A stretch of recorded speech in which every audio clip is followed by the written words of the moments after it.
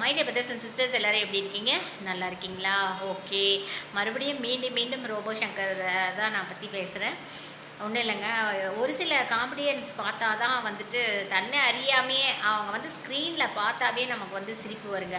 இன்னும் ஒரு சிலர் வந்து காமெடின்ற பேரில் காமெடி சொல்லுவாங்க நமக்கு, பட் ஆனால் சிரிப்பு வராது, எந்த ரியாக்ஷனுமே வராது.